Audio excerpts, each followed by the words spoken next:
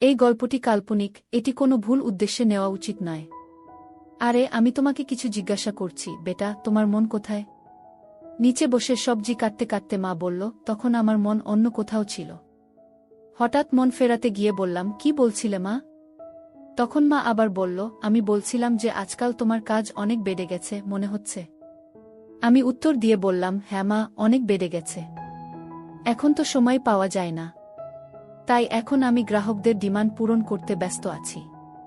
শুধু কিছুদিন অপেক্ষা করো, সব শেষ হয়ে গেলেই আমি তোমাকে ফ্রি পাবি। নমস্কার বন্ধুরা, আজকের এই গল্পে আপনাদের স্বাগতম।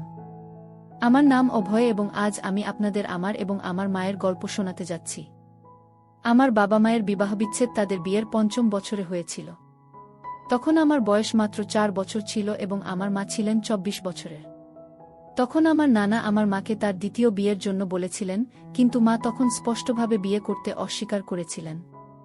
তখন কোর্টের রায় অনুযায়ী বাবা প্রতি মাসে ১০,০০০ টাকা এবং থাকার জন্য একটি বাড়ি দিয়েছিলেন, যার মাধ্যমে আমাদের সব প্রয়োজন মিটে যেত।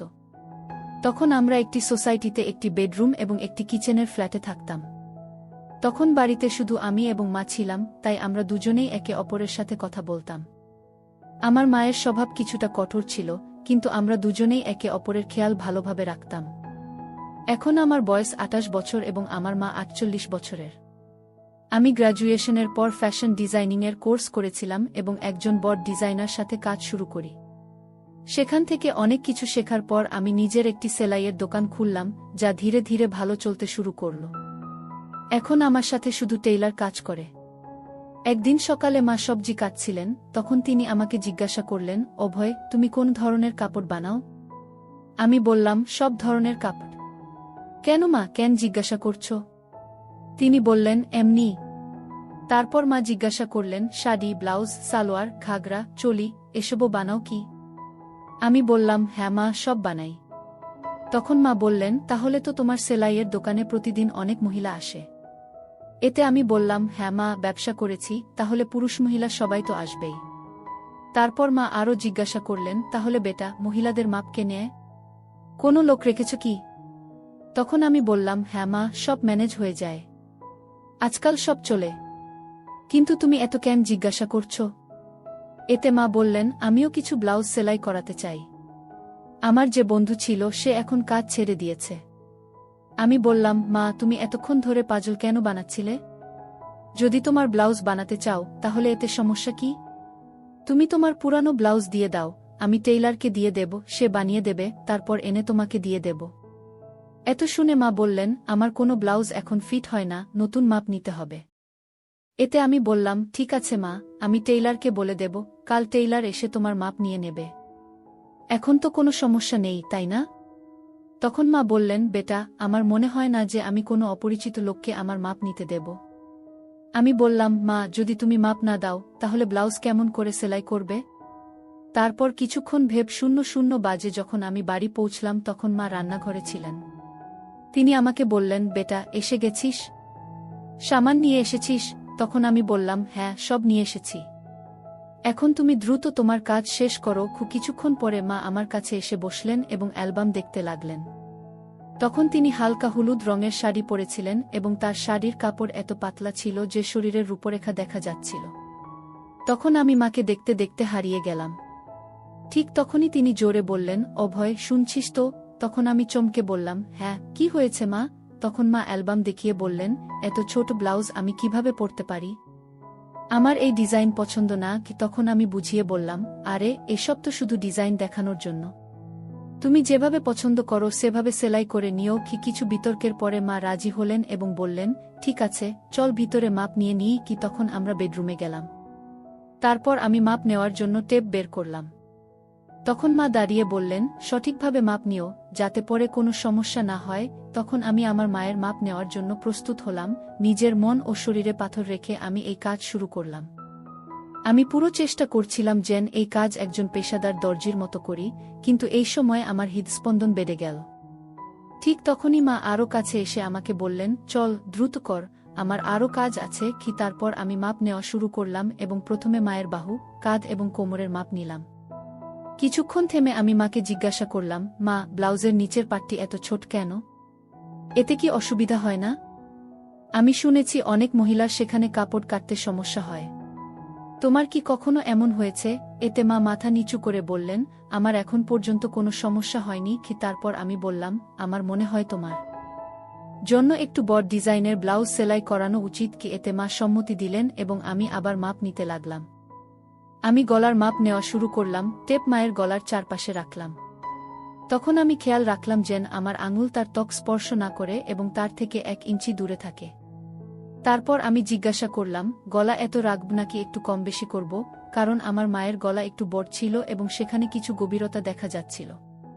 তাই আমি একটু হেসে বললাম, মা, তোমার কি ভালো লাগবে?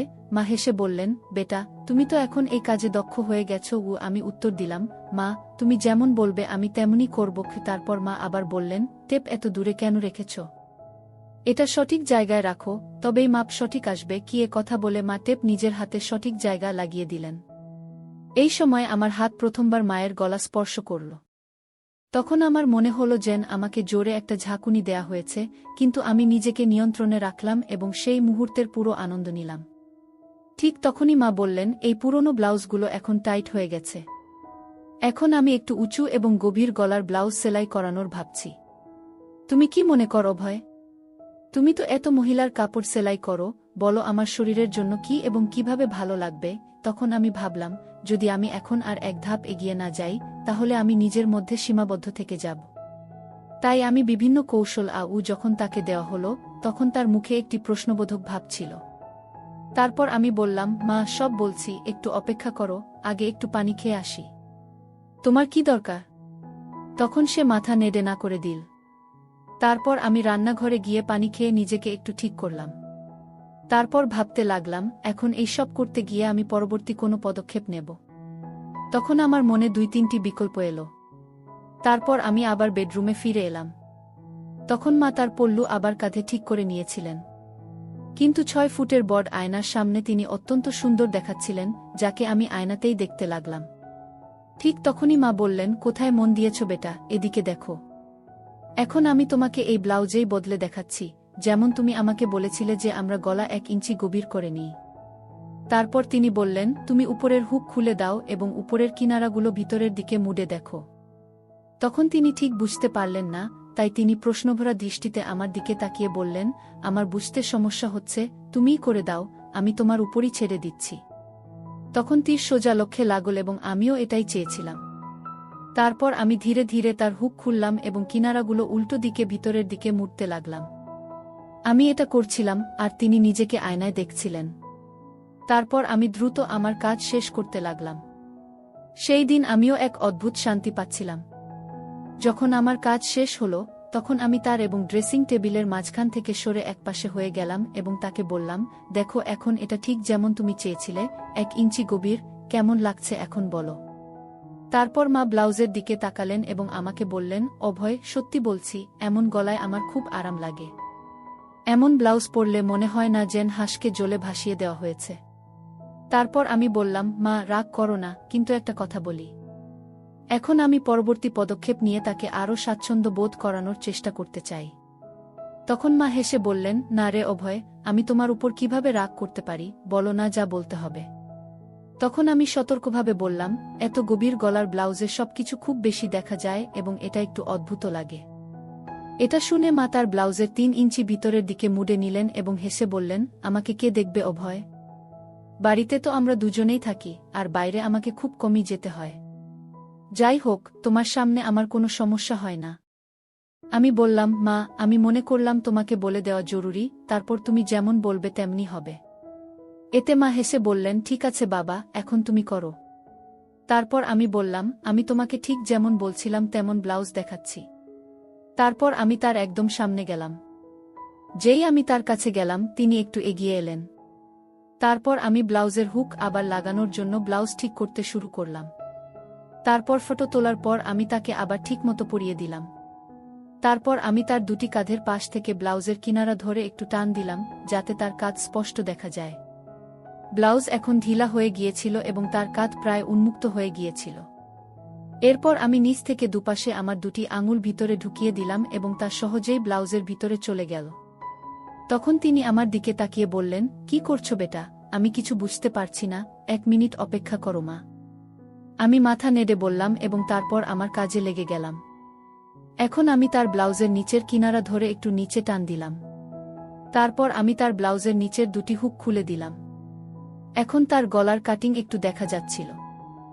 এখন সব কাজ শেষ করে আমি একটু পিছিয়ে গিয়ে তাকে একবার দেখলাম এবং তারপর কিনারায় চলে গেলাম। এখন তার গলা বড় হয়ে গিয়েছিল কিন্তু বেশি গভীর ছিল না। তখন আমি লক্ষ্য করলাম যে তার মুখে সন্তোষ দেখা যাচ্ছিল না, সম্ভবত তিনি আরও গভীর গলা চেয়েছিলেন। তাই আমি জিজ্ঞাসা করলাম, কি হলো মা, এটা কি ঠিক লাগছে না?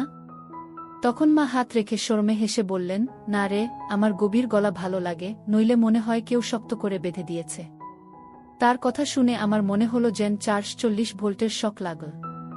তারপর তিনি বললেন, আরে এটা অনেক সময় শুধু দড়ির কারণেই হয়, একটা কাজ করো, তুমি কি শুধু ব্লাউজেই মাপ নিতে পারো? যাই হোক, আমার এমন একটি ব্লাউজ চাই যাতে নিচে কিছু পরার দরকার না হয়, যদি মাপ ঠিক মতো নাও তাহলে ভালো হবে। আমি বললাম, হ্যাঁ মা, এটা ঠিকই থাকবে, কিন্তু বাকি ব্লাউজের জন্য তো নিচে পরা জরুরি হবে, নইলে সেগুলো টাইট হয়ে যাবে। তখন মা মাথা নেড়ে বললেন, ঠিক আছে, তুমি এখানেই অপেক্ষা করো, আমি আসছি। তারপর তিনি বাথরুমে চলে গেলেন এবং দরজা একটু খুলেই রেখে দিলেন। তখন মনে হলো দরজার পিছন থেকে উকি দিই, কিন্তু আমি সংযত থাকলাম, কারণ আমি ঠিক করেছিলাম ধীরে ধীরে মাকে আমার সামনে স্বাচ্ছন্দ্য বানানো হলো। তারপর 5 মিনিট পর মা বাইরে এলেন এবং আমার সামনে এসে দাঁড়ালেন। তখন এক পলকের জন্য আমি তার দিকে তাকালাম এবং তাকিয়ে হতবাক হয়ে গেলাম, কিন্তু আমি কোনো প্রতিক্রিয়া দিলাম না এবং আমার কাজে লেগে গেলাম। তারপর আমি বললাম, মা, এখন আমরা শুধু তোমার পিঠের মাপ নেব, কারণ পার্থক্য সেখান থেকেই বোঝা যাবে। তখন মা হালকা হেসে জিজ্ঞাসা করলেন, আরে, তুমি লোকেরা সেলাইয়ের দোকানেও কি মহিলাদের এভাবে কাপড় খুলতে বলে? কি বলো? তারপর মা তার হাত আমার কাঁধে রেখে শরারতি ভঙ্গিতে হেসে বললেন, তোমার তো মজা আছে বেটা, এতসব মহিলাদের সামলানোর কাজ জুটেছে। এতে আমি উত্তর দিলাম, মা, মজা কি? আমি তো এখন কিছু বিশেষ মহিলাদের ছাড়া মাপ নেওয়া বন্ধ করে দিয়েছি। আচ্ছা, আর এটা কেন? মা জিজ্ঞাসা করলেন। আমি উত্তর দিলাম, মা, কিছু মহিলা যারা বড় ঘরের হয় বা যারা আমাদের শুরুর দিকের কাস্টমার ছিল, তারা আমার কারিগরদের মাপ নিতে দেয় না, তাই আমাকেই নিতে হয়। তোমাকেই নিতে হয়। এ কথা বলে মা পালঙ্কে আঁচল বসে গেলেন এবং বললেন, বেটা, তোমার তো মন মুগ্ধ করে দেয় এসব মহিলারা। আমি হেসে বললাম, না মা, আমি তো একদম প্রফেশনালভাবে কাজ করি। তখন মা শরারতি হাসি দিয়ে জিজ্ঞাসা করলেন, কিন্তু তবুও তোমার তাদের স্পর্শ তো হয় না? সত্যি বলো? এতে আমি একটু লজ্জা পেয়ে বললাম, হ্যাঁ হয়, কিন্তু তারা কিছু বলে না, কারণ তারা আমার সামনে নিরাপদ বোধ করে। তখন মা হেসে বললেন, আমার বেটা কত বুদ্ধিমান। এ কথা বলে তিনি আমাকে গলায় জড়িয়ে ধরলেন। এত ঠান্ডা রাতে তার গলায় জড়ানোতে তার গরমাহাত আমার গায়ে লাগতে শুরু করল। তারপর একটু পা টেনে মা জিজ্ঞাসা করলেন, বেটা, তুমি এসব কথা কোথায় শিখলে? আমি বললাম, মা, এসব মহিলাদের কাছ থেকেই। তারা এত আলাদা আলাদা শব্দ বলে যে কি বলবো।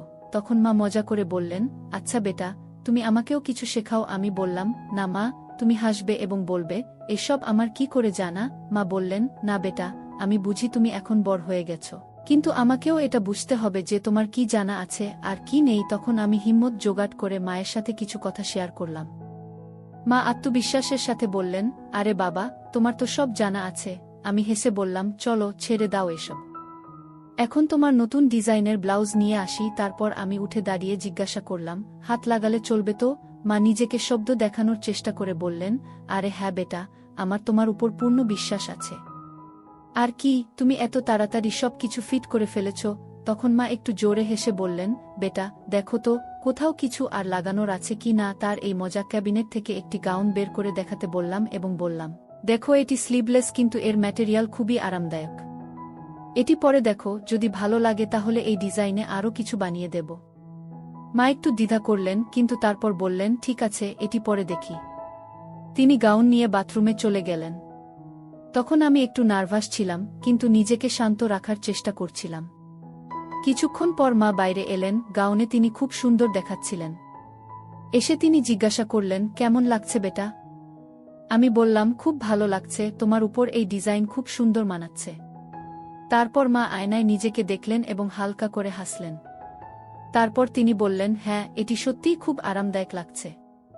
তারপর আমি মাকে বললাম, তাহলে নিশ্চিত, এখন আমি এমন আরও 2-3টি ডিজাইন তৈরি করে দেব। মা বললেন, ঠিক আছে, কিন্তু খেয়াল রাখবে যেন ম্যাটেরিয়াল সবসময় এমনই থাকে এবং হ্যাঁ, গলা একটু গভীর হলে আরও ভালো হবে। তারপর আমি সম্মতিতে মাথা নাড়লাম। এ কথা বলতে বলতে মা আবার সাধারণ পোশাকে ফিরে এলেন।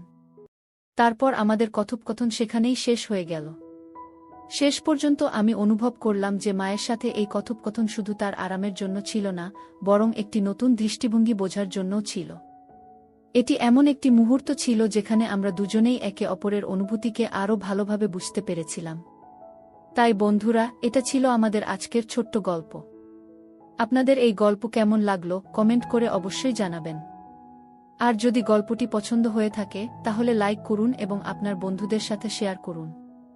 আগামীতেও এমন রোমাঞ্চকর গল্পের জন্য আমাদের চ্যানেল সাবস্ক্রাইব করুন এবং বেল আইকন প্রেস করতে ভুলবেন না, যাতে আপনি আমাদের কোনো গল্প মিস না করেন। ধন্যবাদ।